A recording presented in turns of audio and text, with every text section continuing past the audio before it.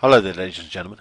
Well, we've just been looking at our last unit, which was about the idea of can we prove that God exists? And we've been looking at both sides of the stories about whether people can prove that God exists or not. Well, this unit's a bit different.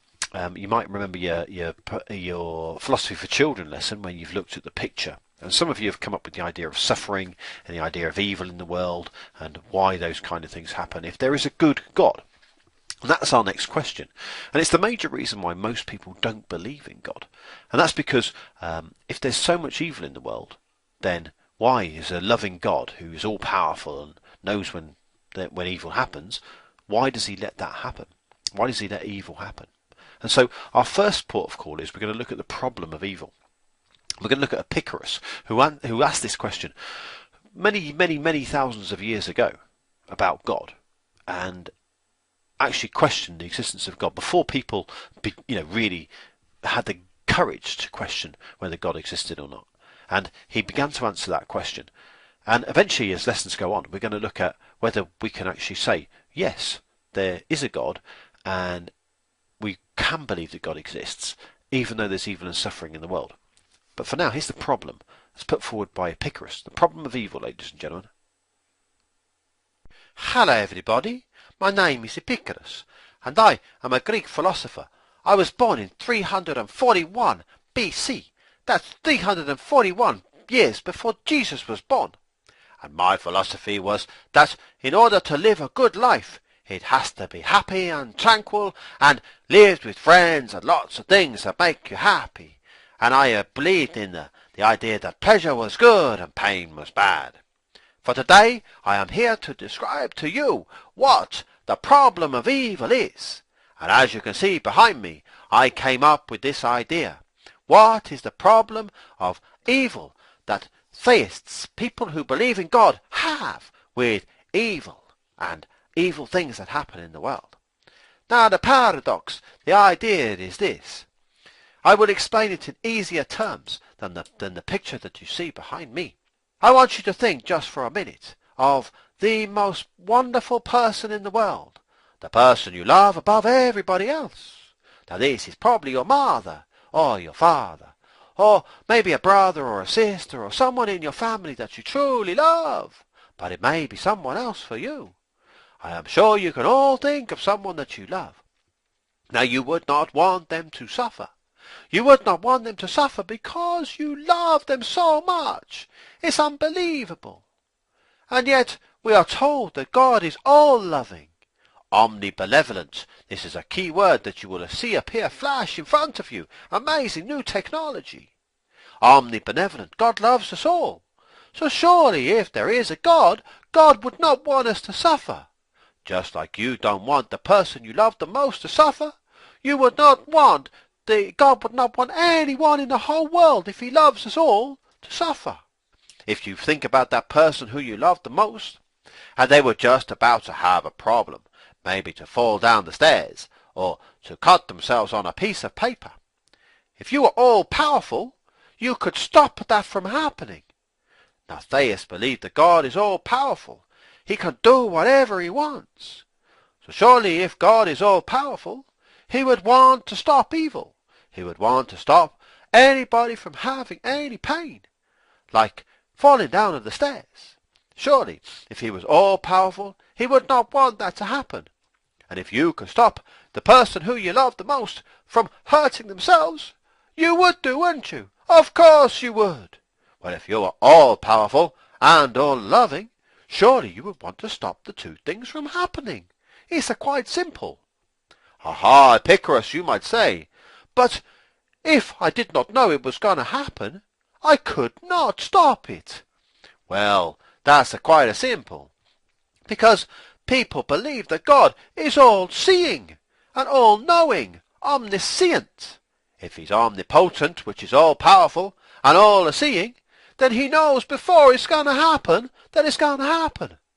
So say we'll take this situation where the person who you love the most is going to fall down the stairs, then God knows it's going to happen before it actually happens. So surely he can stop it. If he's all-loving, he wants to stop it. If he's omnipotent, all-powerful, he can stop it. And if he's all-seeing, he knows it's going to happen before it actually happens.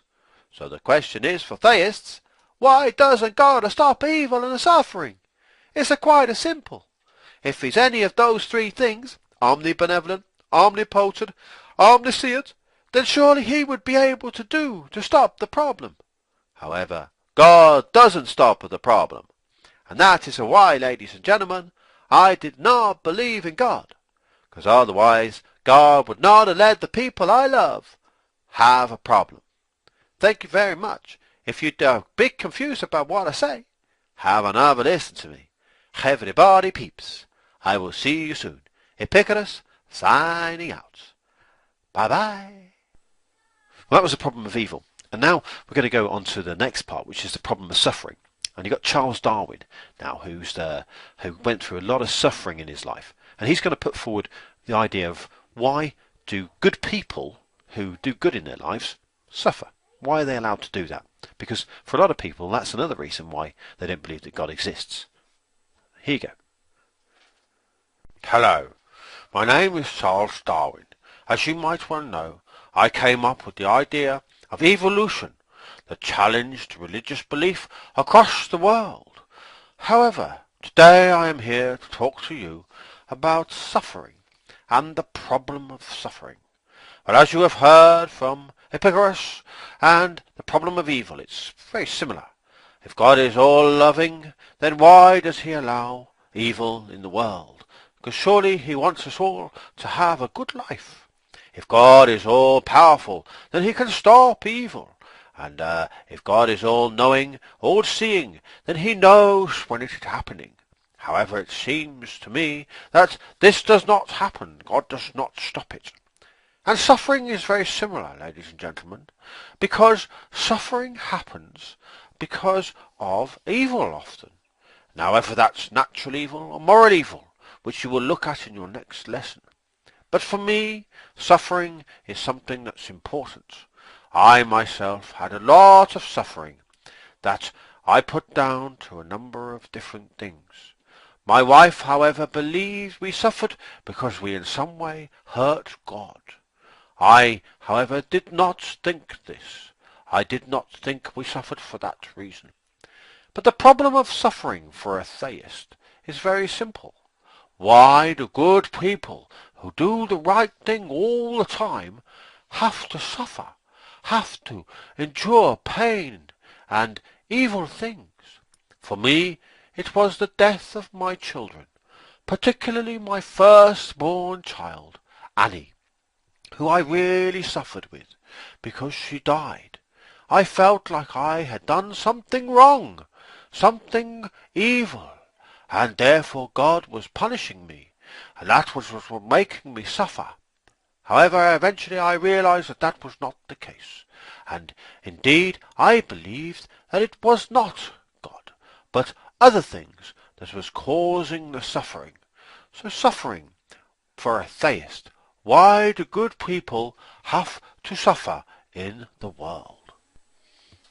Well, ladies and gentlemen, the arguments are going to be put forward over the next few weeks and months. But those two arguments are one of the major reasons why people don't believe in God in the year 20, whatever it is that you're watching this bit of video in it. So, ladies and gentlemen, the question is, how can you believe that God is all-loving, all-powerful, all-seeing, and yet there is evil and suffering in the world?